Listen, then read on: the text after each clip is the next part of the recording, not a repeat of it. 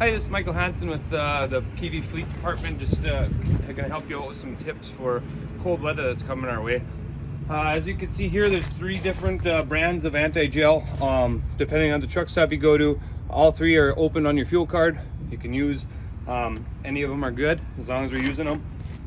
Some of them are treats up to 250 gallons, some are treats up to 320 gallons, 250, some are 100 gallons. All you have to do is you go over to your fill hole. If you're questioning how much your fuel tanks are, it's etched, it's engraved right into the bung of the fuel tank. So if you're ever wondering, that number is etched in there. You always see it, and that'll help you determine how much treatment you should be putting into your tanks. If you come to the Duluth yard, you can get fuel here. It is pre-treated. It has number 1 and fuel treatment in it, and it's adjusted to the temps that are in our area. So anytime you're in Duluth by our terminal, please utilize this fuel. If we're out, then it is what it is. Go to Quick Trip, get your fuel treatment and do that. But for the most part, we should have fuel here, and it's heavily treated. One thing I will tell you, when you do treat them, say you come to a truck stop and you're shutting down for the night, you pump your fuel, you dump your additive in there. It is good to make a few laps, get that fuel mixed into the tank. It also takes time from going to the tank up to your fuel filters. So if you just dump it in and go park, chances are that fuel filter is going to gel up on you every time. So if you can, get some laps in, get that fuel splashed around, get that fuel sucked up into that fuel filter and the engine fuel filter. And as long as you're treating it correctly, you should not have any problems. If you do, please call the fleet department. We'll get you back on the road.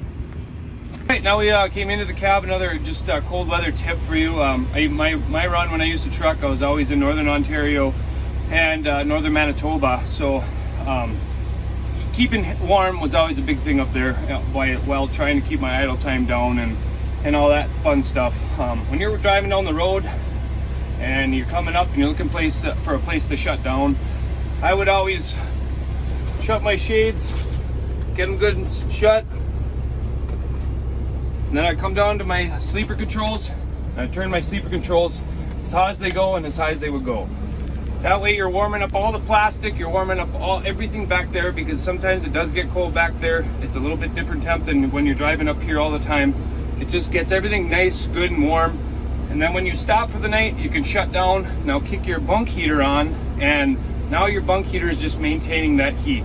Eventually, if it's cold enough, you're gonna have to fire up the truck, but just a helpful way to try and utilize your bunk heater and maintain, instead of just going into a back of a cold sleeper and starting from scratch. So hopefully a few tips will help you guys out there. Stay safe and stay warm.